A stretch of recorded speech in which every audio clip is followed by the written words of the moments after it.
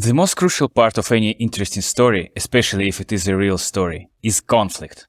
Some of my favorite people have risen to stardom through conflicts. Those conflicts often have different nature. For example, Jordan Peterson is thrashing his opponents during open debates, while David Goggins nails the inner conflicts through physical challenges. That gives us enough ground to make an interesting plot, a diagram of conflicts. The horizontal axis represents the internal-external duality of a conflict. On the internal side, people struggle within themselves, while in external, the conflict is with other people, or nature. The vertical axis represents the intellectual/physical duality of a conflict. On the intellectual side, people engage in mental effort, while on the other side, the effort is physical. Let's explore quadrants one by one. This one represents inner physical conflict. Everything that suggests struggles with the physical reality of oneself is here. It includes such things as diet, exercise, hard physical labor. This one represents inner intellectual conflict. It is a space for studies, science, mental work, meditation. Moving on to the external conflicts, this one is external physical conflict. It includes wars and physical fights of any type, including martial arts. This one is about external intellectual conflicts, such as debates and persuasion, but also can be a place for manipulation and lies. Funny enough, I think ChatGPT is in this sector, with its confident bullshitter personality. Just a reminder that this is about conflicts. Merely doing anything that somewhat resembles listed activities does not classify as a conflict. Only pushing things to the limits, truly committing to them, would make you a subject of that diagram. Each quadrant, however, by itself is not sophisticated enough to fit our heroes. Those two quadrants are where David Goggins is located. He puts his body to the toughest challenges, way beyond enjoyable or even reasonable. But arguably harder part of it is his mental work, when he makes himself go through it repeatedly, day after day, with no days off or vacations, or even thoughts of retirement. Jordan Peterson stands in this half of the plane. He has risen to the stardom because of his debates and conflict-ridden interviews. But he is far more than just that. He studies the toughest material, and his books and lectures really do ask profound questions, and even deliver some answers to them. This half of the plane is where many professional athletes reside.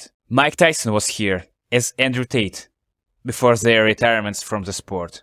But currently, Andrew Tate occupies those two quadrants. Physical conflicts, as he is still very much into fighting, and of course verbal conflicts, where all the controversy pops up. I find those two quadrant zones way more descriptive of real people. So let's name them. I call this zone monk. It includes work on oneself, both physical and intellectual. Warrior, fairly obvious here. Diligent, borderline body-breaking preparations for physical conflict and then carrying out that conflict. Protagonist, this is the place for thrills and action, both physical and intellectual conflicts. Teacher, by far this is the most favorite of mine. The combination implies challenging intellectually oneself and the others. For example, I remember good teachers in university, some of whom felt a real responsibility for their students. And even if students were irresponsible and stubborn in their laziness, these teachers did not give up and actively sought ways to reach out to them and provide much needed knowledge. This could have been it. But completely accidentally, I stumbled upon the Carl Jung's concept of 4 archetypes that together he called animus. This whole topic is very complicated because it has to do with women's perception of male archetypes. But these archetypes are so interesting and it fits so perfectly into this chart that I just can't leave it out. Those 4 archetypes, according to Jung, are: first, a man of physical power, athlete, muscle man. Second, man of action, war hero, hunter. Third, man of knowledge, professor, orator, bearer of the word. Fourth, and the final one, is spiritual guide. These 4 archetypes are not just by themselves. They are stages of the so-called logos development. The movement of development goes from physical power to action to knowledge and finally to the spiritual part, implying its superiority. And my observation is that people truly are trying to get to that 4th stage. David Goggins is fascinating because he managed to get to the last stage right through his physical efforts, through 1st stage alone.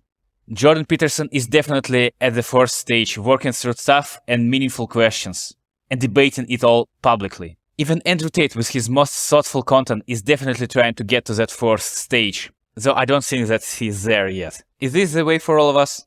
Does that imply that we all have to aspire to be spiritual guides? I don't know.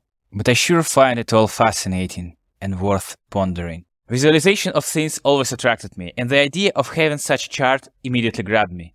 Combined with Carl Jung's archetypes, it hints at some hidden insight, though I might just imagine it. I do not claim anything here to be an absolute truth, as I simply share my thoughts and findings. What do you think about it?